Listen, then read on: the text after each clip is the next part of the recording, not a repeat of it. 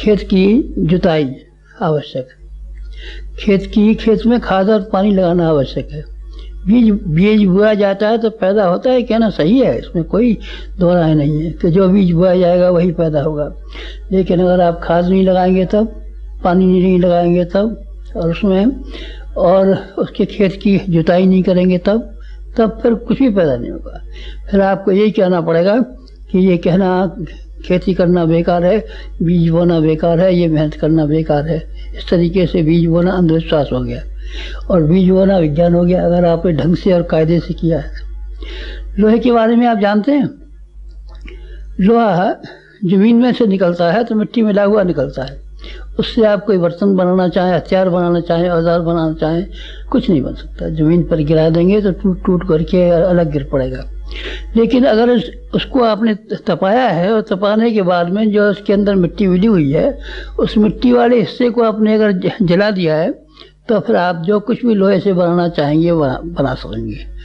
ज़्यादा टेम्परेचर देंगे तो फिर आप स्टेनलेस स्टील भी बना सकते हैं, फौलाद भी बना सकते हैं, दूसरी कीमती चीज़ें भी बना सकते हैं, लोहा भस्म भी बना सकते हैं।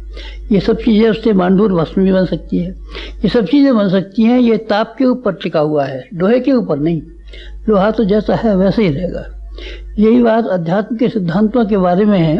अध्यात्म के सिद्धांत जो आदमी जीवन में प्रयोग करता है, वो आदमी अपने आप को सही बना लेता है तो उसके चमत्कार जरूर दिखाई पड़ेंगे। रिद्धियाँ और सिद्धियाँ जैसी कि उसके बारे में बताया जाता है, सब बिल्कुल सही बैठेगी।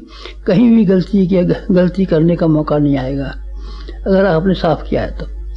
पात्रता के हिसाब से मिलता है, इसलिए पात्रता को अध्यात्म में सबसे ज़्यादा महत्व दिया गया है। जो आदमी अध्यात्म का प्रयोग करते हैं वो अपने व्यक्तिगत जीवन में अपनी पात्रता का विकास कर रहे हैं कि नहीं कर रहे, ये बहुत ज़रूरी है कि व्यक्ति को स्वयं के बारे में अपने आप को ठीक करना पड़ता है, अपनी वाणी को ठीक करना पड़ता है। मंत्र आप जपेंगे, किससे जपेंगे? वाणी से जपेंगे। वाणी अगर आपने ठीक की हुई नहीं है तो उससे फिर कैसे आप जप कर पाएंगे? फिर उसका परिणाम किस तरीके से निकल पाएगा?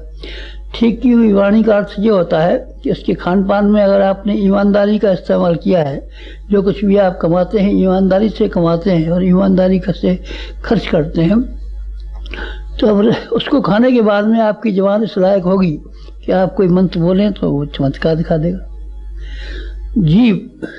जीव ऐसी होनी चाहिए कि जिससे आप किसी दूसरे आदमी को गलत रास्ते पर नहीं ले जाएं।